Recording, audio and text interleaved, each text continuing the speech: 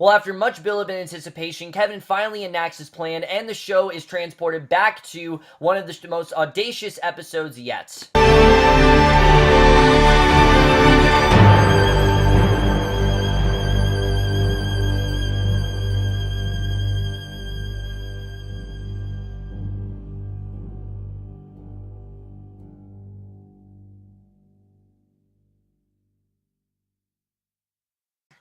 Hey guys, coming for The Leftovers, Season 3, Episode 7, The Most Powerful Man in the World and His Identical Twin Brother. Holy shit, is that a long title? I think it's the long title this show has ever had, but obviously I was really looking forward to this episode. We only have 2 episodes left, which is absolutely insane.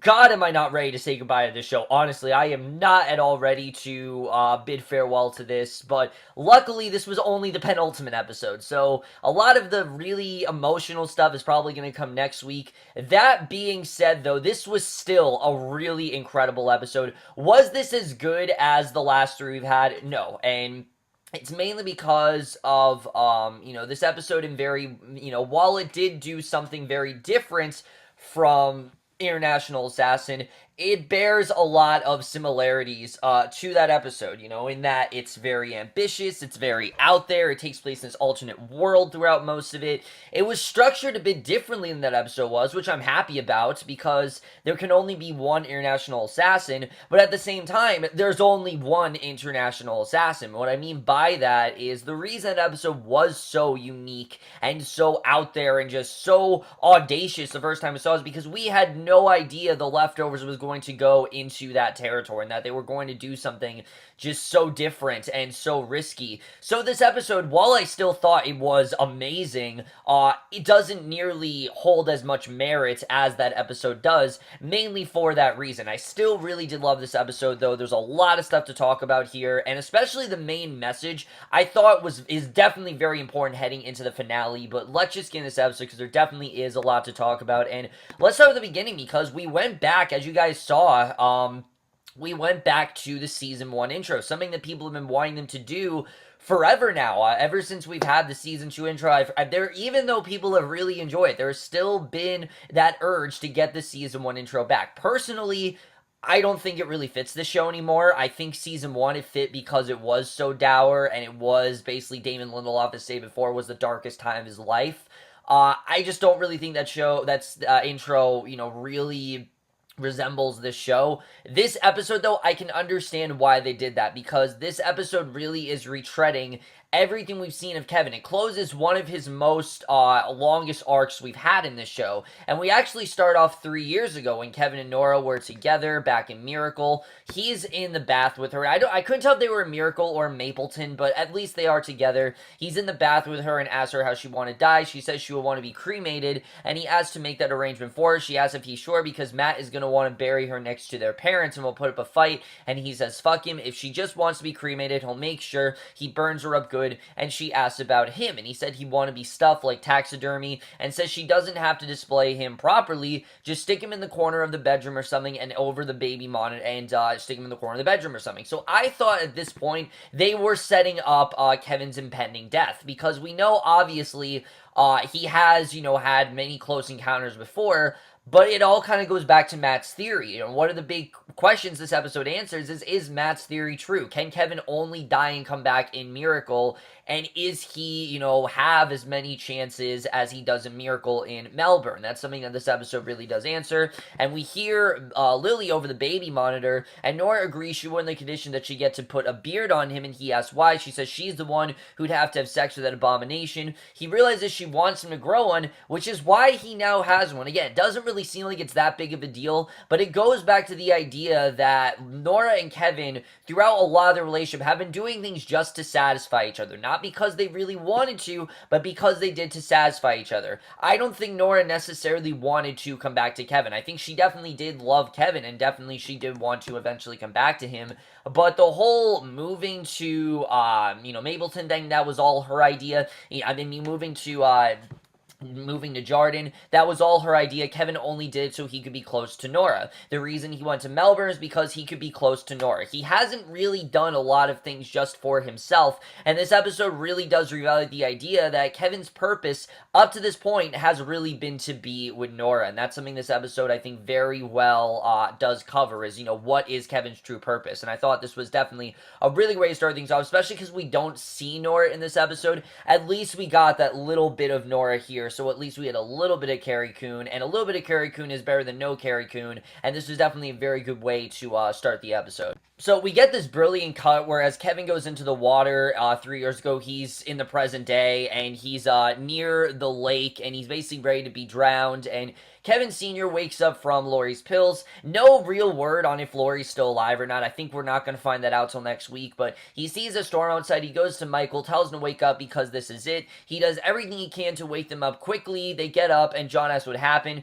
and Kevin Sr. explains what Laurie did. He thinks she talked him out of it, and, he thinks that, Laurie went there to try to talk Kevin out of, what he tried to do, and now the flood is coming, and they're all going to fucking die. So he is convinced it's not going to work out, but Michael shows him that his horse is here, and Kevin Sr. goes out, finds him underwater, tells him to help him and let him out, and they untie him as he chokes up water. Kevin tells him to stop and asks what he's doing, and Kevin Sr. asks what he's doing, and Kevin says he's doing what he asked him to do, and Kevin Sr. says he thought they'd do it together, and Kevin tells John he knows what he wants him to say to Evie and asks him if there's anything else, and John says no, and Grace asks if he remembers her children's names. He says them, and she thanks him, and he goes over what he's supposed to do, to find Christopher Sunday, learn the song so we can stop the flood, and that's the whole midpoint of this mission, is so he can do whatever he can to stop the flood and, what he thinks is going to be the end of the world. So Kevin Sr. says he's right, and Kevin tells him to let go, then he pulls him underwater, and immediately we hear that hotel music start to play, and we're perfectly transported back into that alternate world. And I love that we only hear that score when we go into the alternate world. I mean, there's just something so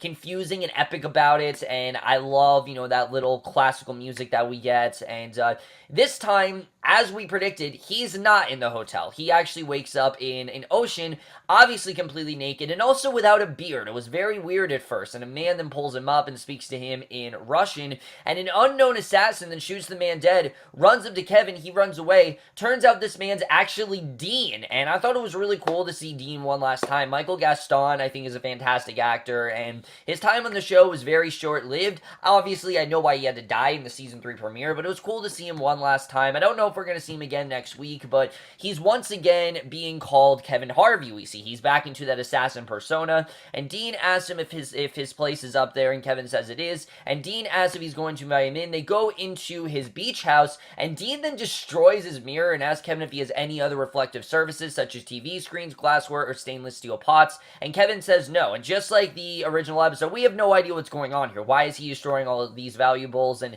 Dean then sees something, and Kevin says those are his sunglasses, and Dean destroys them and reminds him that there are no reflective surfaces and tells him not to look into them no matter what because that's how they found him. And Dean then reads a passage from a book, asks Kevin if he's writing one, and he tells him there's no shame in it, and at first I thought this was the book of Kevin. Like, it had to be, right?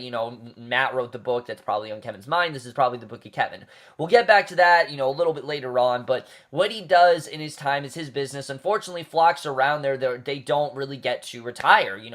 Whoever is an assassin, you're an assassin for life in this world. And Kevin says he's an assassin, and Dean says he is, so they should get started, and Kevin asks who the target is, and this time it's the President of the United States, which is crazy, and based on their intel in just 2 hours, he's gonna start an unsanctioned nuclear war, and he's the only man alive who can get to him before he does, and Dean says he'll have trouble putting him down, and Kevin agrees and says he'll need something in exchange, says he needs to find some people, 5 kids, and name them off to Dean, and he also needs to talk to Evie and Sunday, who it turns out in this world is the Prime Minister of Australia, and Dean says if he wants that kind of high access, he's gonna have to talk to the boss himself. He hands Kevin an earpiece and tells him if he sticks that in his ear, he'll be able to hear him, and the same for the president, and he says the evac chopper is 2 minutes out, and he's gonna want him to get himself dressed. He puts in the earpiece, and unfortunately, we don't see Dean for the rest of the episode. This is really my only complaint, is that this episode I didn't think was as paced as well as International Assassin was. I thought it still was paced pretty well, but International Assassin, Virgil was pretty much Kevin's concierge throughout that entire thing. Here, there are really multiple concierges, and it does get a little bit too convoluted, but I thought Dean was good. I just don't really know if he was necessary to this point. Like, what was the real point of having Dean here? I kind of just felt, honestly, the show doesn't usually do this, but this felt very gratuitous. Like, oh, just a gratuitous cameo from Dean because, just to remind you that Dean was on this season. It felt like they were trying to tie up every major thread, but they didn't really do much by having Dean there, and to me, it is really the only thing this episode that doesn't work. Dean in general, I just didn't really think worked in this episode. I like seeing him again, I just didn't really understand why, out of all people, they bring Dean back, when I just didn't really feel like he really needed to be here. So he puts in the earpiece and he hears Burton over Mission Control, which was great to hear David Burton again, especially now that we know what's actually going on. And Kevin asks if he knows him, and Burton sings part of Homeward Bound, so we know immediately that this is the same man. And Kevin realized that he made him sing and he met him on the bridge. And Burton asks if he remembers what he said to him on the bridge, which is something that we have been wondering ever since, we saw International Assassin. And again, this wasn't something I thought the show was going to answer. I thought this was going to be left completely ambiguous, but no, we actually find out what it is that he told him that he is the most powerful man in the world. And Burton says he's goddamn right. He tells him to pick up the piece in the mirror and look at himself. And Kevin says he thought he wasn't supposed to do that. And Kevin basically Kevin says if he wants to get to where he came for, he will do it. And Kevin does his ass, and he sees himself in front of a huge crowd of people, all applauding him in white. His beard's intact. He's standing like in the middle of the GR, and he gets in front of the podium and gives a speech and says, "Good day, Melbourne." He thanks him for the warm welcome and says that this isn't his first time visiting the other side of the world. And the whole time he's reading this off a teleprompter, so you can tell this really is not Kevin's words. These are just kind of words he's forced to say. And he says this is his first time visiting the other side of the world. Every time he's here, it gets harder and harder to leave. He says he's come to talk to them about marriage, which for millennia they've believed is the cornerstone of their civilization, but their party doesn't support this opinion. And he says that they believe that marriage is the single most destructive idea ever conceived by humankind, and that's why his first 100 days while in office he introduced legislation, and he's now the president, and as such, tradition is powerful in the early days of their movement. It was mandatory that all members smoke cigarettes and refrain from speaking, but they realized those traditions were stupid, and now it is an understandable concern, and if there is no marriage, what happens to the family and the children? Which I think really does emphasize a lot of Kevin's life. I mean, he had this really great marriage with Lori, who we've come to realize wasn't really that great of a wife. She really wasn't. I mean, she was, not really loyal to him. She was off, covering up things. I mean, she really was not that great of a wife, but he did have a really great family life. He had this great job as chief of police. He, Jill and Tommy, they were on good terms. They were just being normal siblings, and Lori was just his wife. And yes, he was having an affair at the time, but, because he didn't really feel loved by her, but that really was the foundation of his life. And again, ever since then, he hasn't really felt that purpose. And basically, they decided to have a worldwide essay contest to answer that question in their own words, and he says they have one of the finalists from that contest with them here today, and it turns out that finalist is an essay from Liam Playford entitled "Why I Don't Need a Mommy and Daddy Anymore." I thought it was really cool that we got to see Liam here. He asked him why he isn't wearing any shoes, and Liam asked him why it really matters. So again, this is a question that Grace has been wanting to know, and it kind of just goes to the idea of just let the mystery be. Like, why does Grace need to know why he didn't have shoes? It doesn't really matter. And Kevin says somebody in his family wants to know. Liam says that he said that there is no family, and I love the way the crowd is applauding what Kevin says, just eating up every word, almost as if they'll just applaud whatever he really tells them to. So he then sees Evie among the crowd singing "Love Will Keep Us Together," and damn, I forgot how great of a singer Jasmine Savvy Brown really is, because she was incredible here, but she's singing over a megaphone. The crowd starts to boo, and again, in this world, love isn't really condoned. I mean, it's more of this controlled, world where whatever, basically whatever President Kevin says, that's what they're going to go with. So Chief Yarborough comes up to him, and I thought it was really cool we got to see Kevin Yarborough, which made a lot of sense, because, he's also Kevin, and he comes up to him and says they have a situation, they need him to move now, and Kevin tells him to wait, and he says he has to talk to that girl. Yarborough says they haven't got time for that, they need to get him to a secure location. He says he's not going fucking anywhere until he talks to that girl. They escort him to the car, and one of his men tells him the chief of staff is calling, who tells him that it appears Ukrainian separatists have taken control of an armed nuclear submarine, and they will have launch capability within within 2 hours, and he's being brought to a bunker, which he will have access to with his unique biometrics once inside. And it turns out the door can only be unlocked by him and him alone, unless he has an identical twin brother, which would obviously be ridiculous. There's no way he has a twin brother, right? And the chief asks if he has permission to move him to DEFCON 2, and Kevin asks what DEFCON they're currently at. The chief says DEFCON 3, and of course, Kevin doesn't know what the hell is going on here. I mean, he's being, just all this information is being force-fed to him, and he asks if it's worse. The chief says it is. Kevin tells him they should just stay where they are right now until they have more intel, and we realize again, they're just dealing with a much more, a much more crucial situation. Things are just a lot more complex here, and I really do love the way they did step it up. It went from really just, oh, don't drink the water and take Patti to the well, to something a lot more complex than. I think it really made a lot of sense with the complexities that Kevin is going through.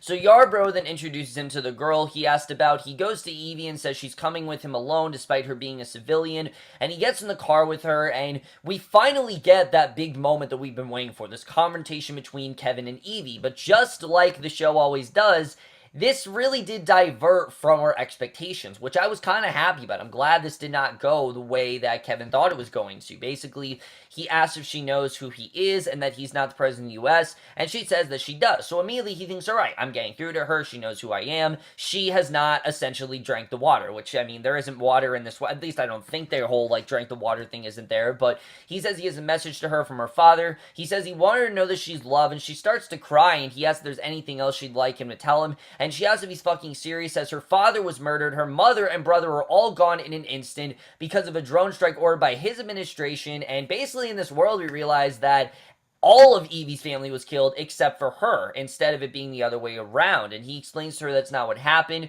and she was the one that was killed. She says she's not dead, she's right there, and she says that he knew he wasn't the president, and she says he's not, he's just a puppet. And that speech he gave there, were those even his words? Because it didn't sound like he believed a single thing he was saying, and he says it was. Again, he's trying to stick with the narrative. She says it's not, and before he can answer, he starts to throw up water, and she tells him to stop the car, and he sees his entire life basically flashing before his eyes, but it's not the way you and I would. It's basically every encounter he's had with, death, or every close call he's kind of had, which is really interesting. So he gets out of the car, the rain falls, and we go back to the real world, which I did not expect to happen this early in the episode. But yeah, we finally get that scene that I've been waiting to see since we got that Season 3 trailer, where we see John and Michael, they're pulling him out of the water, and I love it that it wasn't as big as a deal as we thought it was going to be. I thought it was going to be, Kevin saving them. Turns out John and Michael were actually saving Kevin. And I love the way the trailers always do, again, divert our expectations. I love the way the show does that, but he puts him on a bed, he puts blankets over him. John tells him to stand back and give him some air, and he tells him he was with Evie and delivered his message, and John is overjoyed. He can't believe that finally Evie knows that she was loved and that he got that closure. But of course, John doesn't understand that it didn't exactly go the way that John would have wanted it to, because no, it didn't. I mean, it's completely different than what he thought was going to happen. But Kevin tells Grace that her children were there too. She asks if they were all okay. He says they don't know what happened to their shoes, and she sits down, and Kevin Sr. asks if he got the sawn, and Kevin says that he was working on it, and he asks Kevin Sr. why he pulled him out of the pond, and Kevin Sr. says that there is none. The whole ranch just flooded, so basically the pond's gone, and Kevin tells him to take him to the bathroom, and again, they do such a great job of saying this idea that, holy shit, this could be the end. Kevin could actually die here. I was really worried that this wasn't going to work, but basically, John tells him he can't keep doing this, and Kevin Sr. says he can. John says to look at him, and he can tell that Kevin's really not in the condition to be doing this right now, but Kevin Sr. doesn't care. He's determined. He says he got what he wanted, so now he's worried about him, but out there is the goddamn flood, and that's why they're doing this, and Michael says it's not why he is, and yeah, Michael's right. I don't think Kevin's just doing this because he wants to save the flood. We'll get into that at the end of the episode, but that line that Michael says, I think really does recontextualize a lot of what we thought was going on within Kevin's storyline, definitely, and I'll get back into that at the end of the episode, but Kevin asks why else he would be. Michael says he doesn't know, and Kevin then thinks back to him and Nora's conversation 3 years ago, so immediately we know this has to do with Nora. This has nothing to do with saving the world. In fact, I don't really think Kevin believes that. I think he's just kind of covering that up because he doesn't really have that person Nora anymore. He already screwed things up there. So Kevin Sr. locks John down, tells him not to do this, and Michael tells him to stop. Kevin Sr. says everyone has to have a fucking opinion, and he goes to him, asks if he's okay. Kevin says he's cold, and Kevin Sr. says if he could do this instead of him, he would. And Kevin says secure location can only be accessed by his exact biometrics. And Kevin Sr. asks if that's supposed to make sense to him, because obviously it doesn't. And Kevin says it doesn't make sense to him either. Kevin Sr. says he loves him. Kevin says he loves him too. He says he's going to have to hold him down. He pushes him under the water, and quickly he does go back in the afterlife. And I love the way this does set up what Kevin really gets into, because then we get into what the real narrative is all about, and then things really do start to take off here. So immediately he's thrown back in the afterlife, where he's throwing up water, and Yarborough asks him if he's alright. Kevin says he needs to talk to the Australian Prime Minister, Christopher Sunday, and Yarborough says there's a secure contract under the bunker, and if they confirm his ID, he can talk to whoever he wants, and he tells him to try the scanner again. The woman says the identity over the PA has been confirmed. Yarborough pulls out a lever and says he needs to put his dick on the other scanner, and a lot of people were thinking that we were going to see Justin Theroux's actual, dick here, because there's been many rumors that it's, very big and things like that, and I thought, again, that's something that the show does divert. Again, it is silly, but it goes to the idea that the answers that you want, you don't really get on this show, so that's, I think, again, it kind of does go with that, but basically, I thought it was definitely kind of a funny scene. I like the way the show has really been relishing itself in this humor. I mean, yes, it is a very dark show, but I like the way they really have countered that with this really weird, dark sense of humor that Lindelof seems to have, and, Lindelof's a very twisted son of a bitch, but I thought it was really cool the way that we did get this humor here. I thought it was actually really, it's really been helping the show, I have to say, because it keeps you engaged, and he placed it on the scanner. The woman again confirms it. Kevin asks if they go in now, and Yarborough says there's just 3 identification questions, and he asks him what's the name of his favorite childhood pet, and Kevin says that they didn't have one since his mom was allergic, and he asks his favorite movie, which is The Godfather Part 2, which I definitely respect Kevin for that. Godfather Part 2 is like 10 times better than The Godfather, so definitely respect him for that.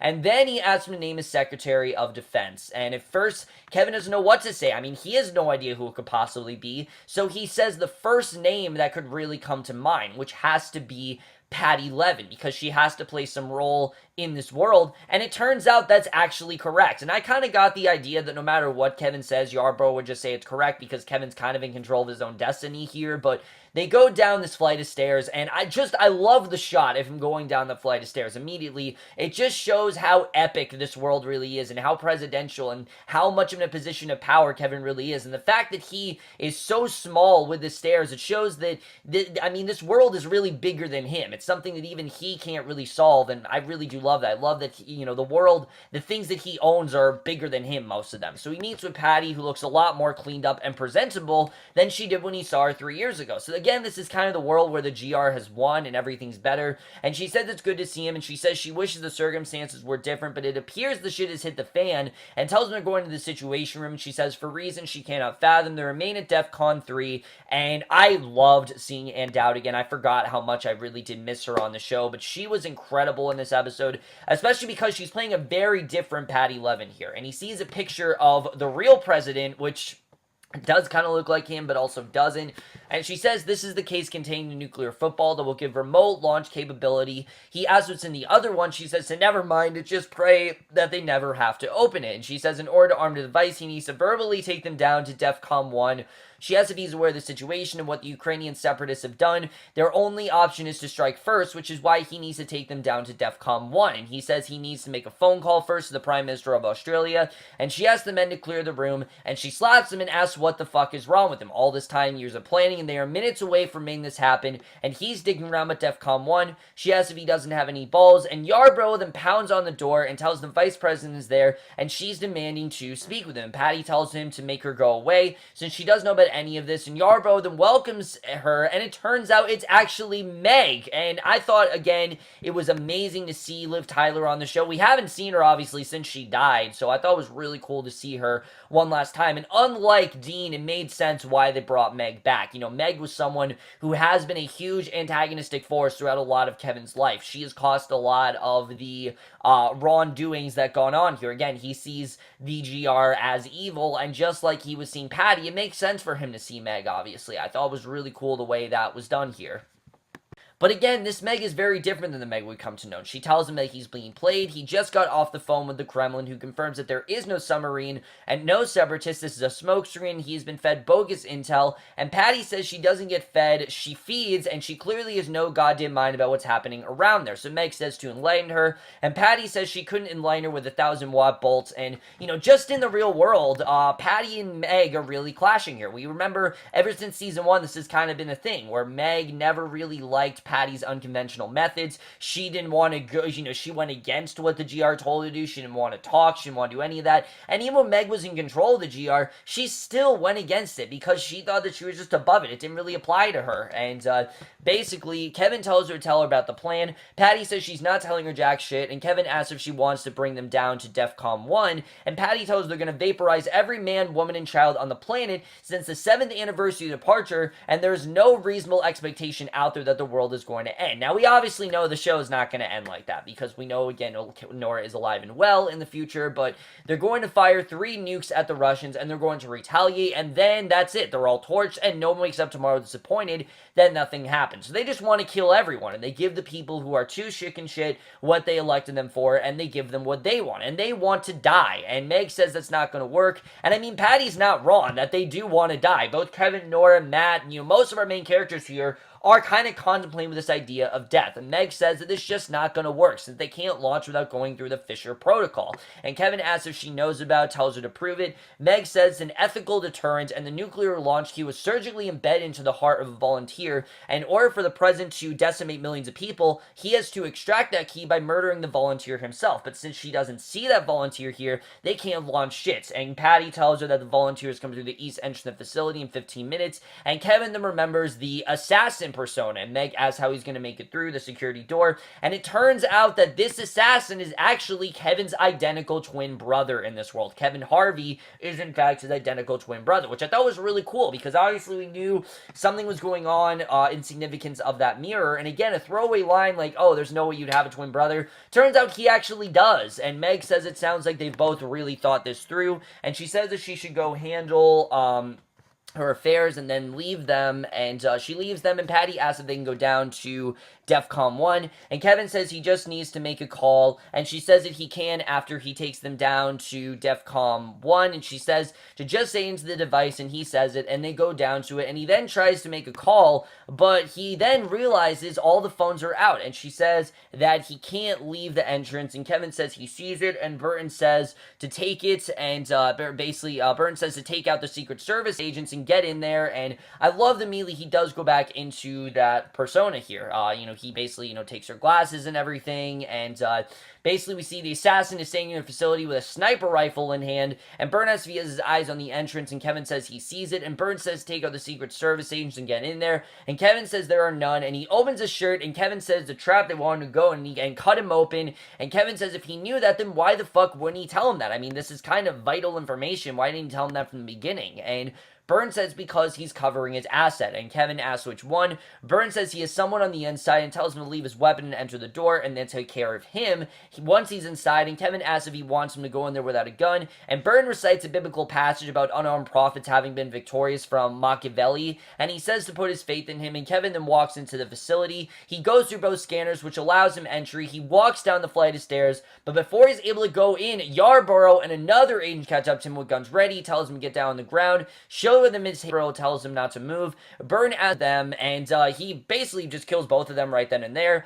Meg then gets in on the action with her gun ready, realizes that he looks just like him, only of course without the beard, and Meg then explains the situation. It's in lockdown, but the code is 696, we find out, and to make sure to kill the Secretary of Defense, and he asks where the comms room is. He says he needs to make a call. She asks if she knows what's inside him, and he says yes. She says then he knows what the president will do to cut it out. She says she knows this man, he is cold and merciless, and he thinks he gives a shit about him if he's willing to end the world, and Kevin says he thought that that's what they all wanted, that they wanted him to end the world, and Meg says they're all liars, they all believe in love, they say they all believe in love, they don't feel pain, but she does, and again, it's all about her not following the GR. It's not because she deliberately wanted to go against it, it's because she does believe in that stuff that the GR simply does not believe, so it does definitely go in conjunction with Meg's storyline for the GR, and I thought that was definitely very powerful. powerful here. And she says she's in love with the most wonderful man she's ever known. He asks who that is, and she says his name is God, and of course that being Burton. And Burton says to tell him that he loves her too.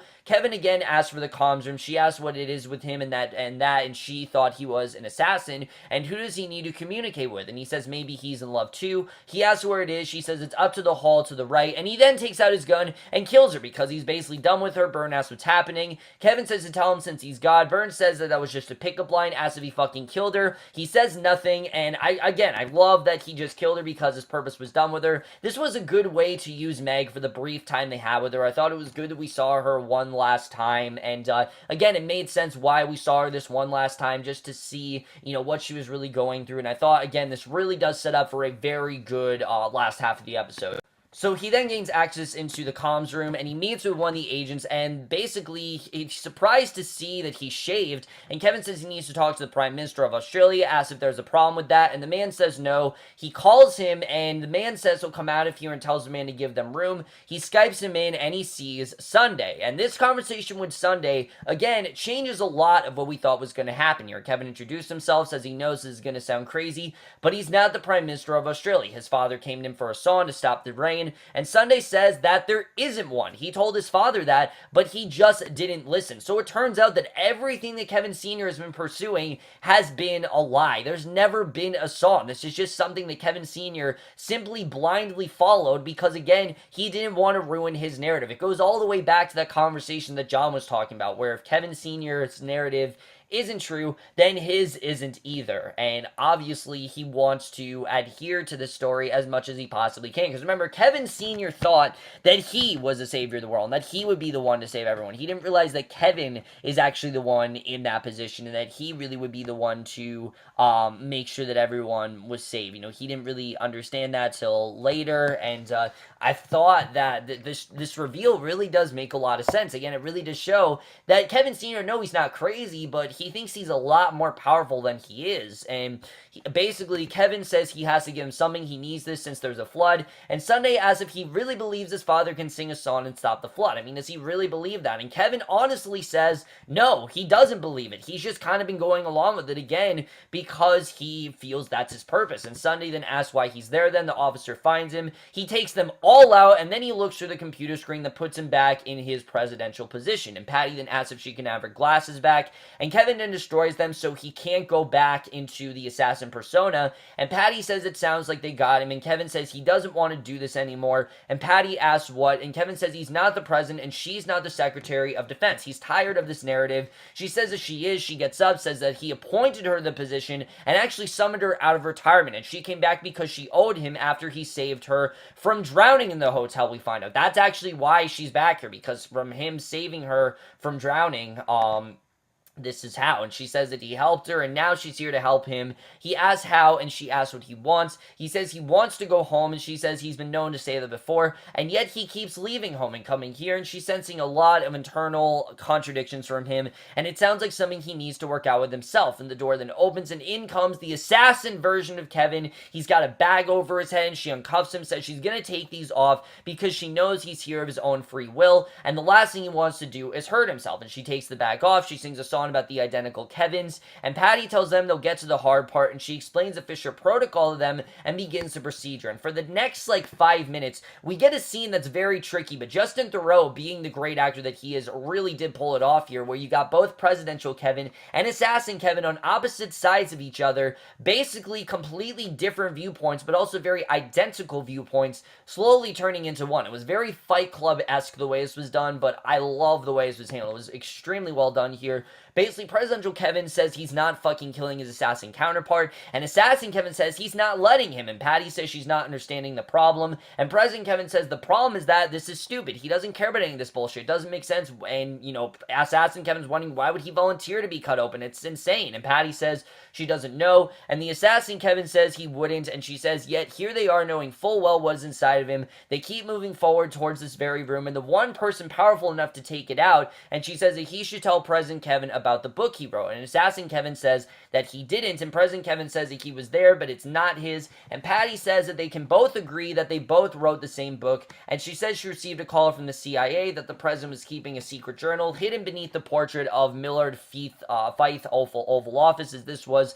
clearly a national security issue, and she had no choice but to procure it, and she takes out the journal, and she says she'd like them to read it for her, but neither one of them really agrees to it. They can't possibly read it, and she says she'll do it herself. She says she needs her glasses, which are destroyed. President Kevin takes the book, and it turns out it's actually a romance novel. It's not, the Book of Kevin. I thought it was going to be, but it's actually a romance novel that very well applies to what this whole episode's real message is really about. And Patti tells him to just read the last page, and essentially it's all about how Kevin wants to escape to anyone he loves, much like he has with a plastic bag, and by now, the woman in the novel thinks the man is a coward dressed in a uniform, brave enough to cross 2 oceans and a continent to find her to fight countless enemies. And obviously, that's very similar. I mean, he did cross 2 oceans, that being from Mapleton to, from Mapleton to Jarden, and then, to a continent, that being Melbourne, and yet in the end, he was terrified of her to lie and comfort her as he wept to show her that he was small, and for her to know that and touch his cheek and whisper words softly in his ear,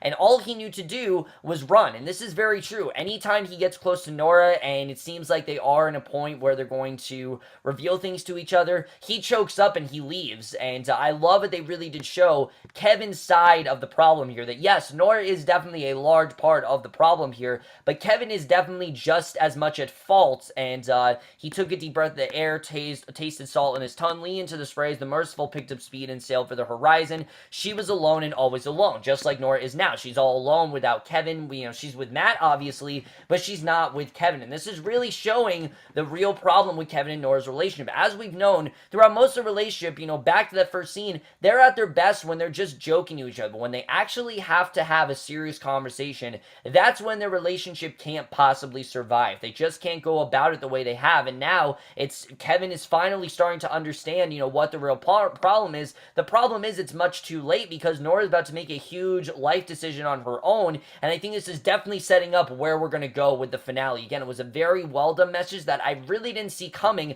but it makes a lot of sense on what this episode is truly about. So he then starts to cry, realizing what the novel is really about, and Assassin Kevin says to take this thing out of him so they can never come back here again. He just doesn't want to have to come back to this hotel. He's tired of this narrative. He opens the shirt, and President Kevin then takes out the shiv, and I gotta say, God only knows in the background, I've always been in favor of this show's soundtrack.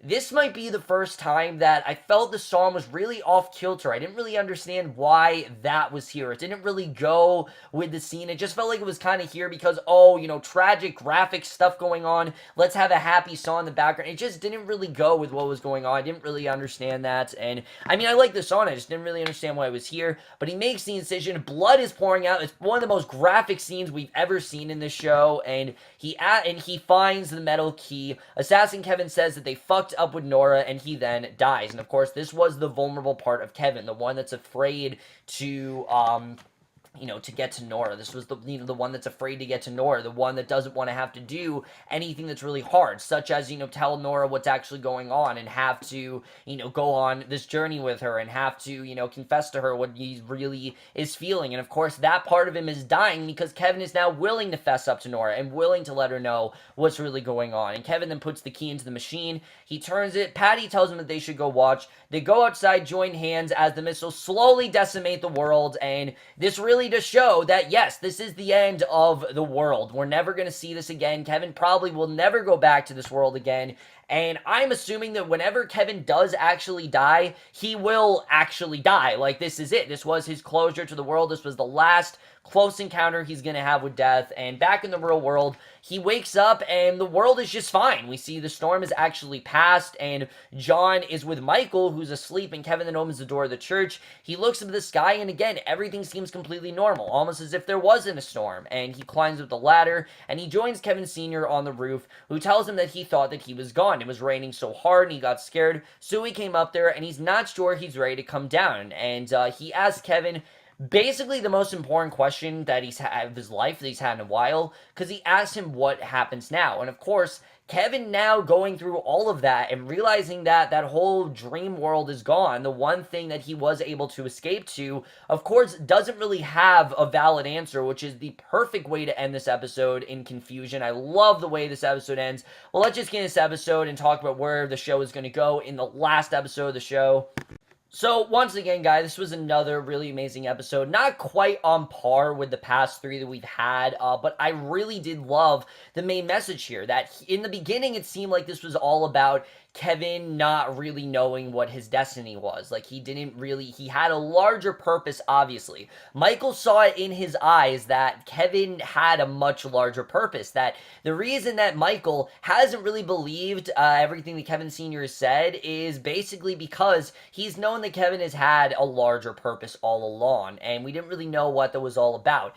But after realizing that Kevin really doesn't believe in this narrative, now it makes a lot of sense that the whole thing between Kevin and Nora is that this is essentially a love story. And I think that's something we haven't really understood till now, is that this season in general has really been about them trying to maintain a very serious relationship in a world that is just absurd and is bigger than both of them can really handle. And they both have these huge demons that are always going to haunt them. And until they really do something to move on from it and let the mystery be, as Jill and Erica has, then they're not really going to be able to go on with their lives, unfortunately. And I think now Kevin is finally realizing the fatal error that he's made throughout all of this, that it's never really been because of the fact that these two aren't compatible with each other. It's because anytime Kevin has to do something that involves a huge revelation or anything that's big, anytime he gets close with someone, he runs away in fear. He is terrified of telling her anything. He just wants to have this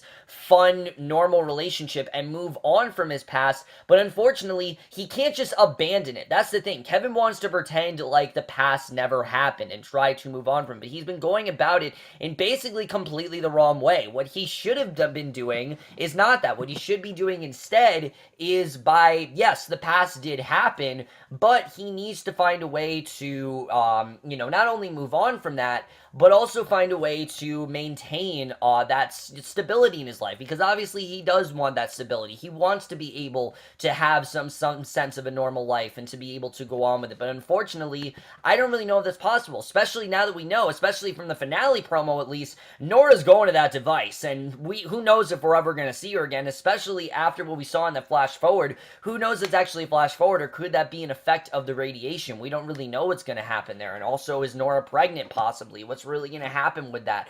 All of that, I think, is really building up to this really grandiose confrontation between those two. I think that's going to be a lot of what we go for next week, where Kevin's going to try to find Nora. He's going to try to figure out what's going on here. And I think when he says Kevin Sr., he doesn't really have an answer, because, I mean, what does he do now? His whole purpose throughout all of this has been to save the world. And now he's realizing that all of that was kind of meaningless because the world didn't end. And Kevin Sr. clearly was just a crazy white fella thinking. It wasn't anything that was true, and it sucks because now we realize that what John was thinking, now his narrative doesn't make any sense, and the world was never really ending in the first place. So what does Kevin really do now? We don't really know, and I think that's going to be a big part of, like I said, where we're headed into the finale.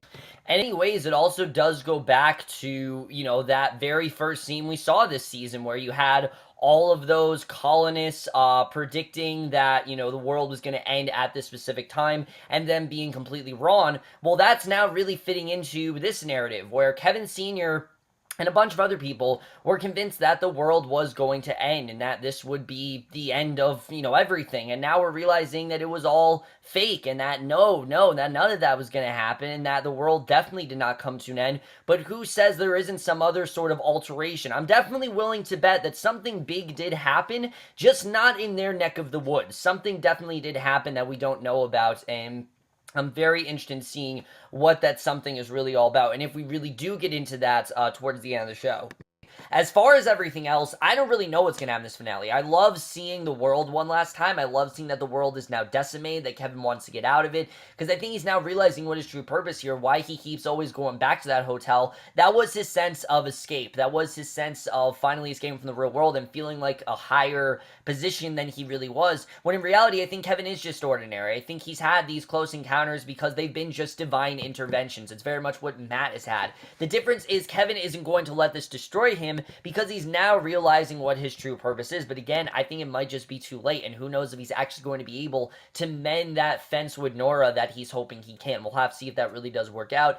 But I definitely really did love this episode. I don't really know what's going to happen in the finale. I'm okay with that, though. I like that they're keeping it a secret. They have yet to release a plot description for the finale, and I still don't think they have, and I don't want them to either. Damon Lindelof has tried to keep this as secret as possible, and I'm glad that he hasn't said anything. I don't want to know what's going to happen in this finale. I don't want to know anywhere that we're headed. I think this is going to be an incredible finale, and especially after such an amazing season, I really hope things do pay off here. This still was an amazing episode. Like I said, I just didn't really understand the purpose of Dean and that one song. Did feel just a bit off kilter. Other than that, guys, this still was a fantastic episode. I really did love what we got here. It wasn't nearly as cathartic as the last International Assassin episode, but it was still a very good, it definitely did provide a lot of closure to this part of Kevin's life, this, this small, place that he's always been able to escape to, that he simply just can't do that anymore. And I definitely am going to give The Leftovers, Season 3, Episode 7, The Most Powerful Man in the World and His Identical Twin,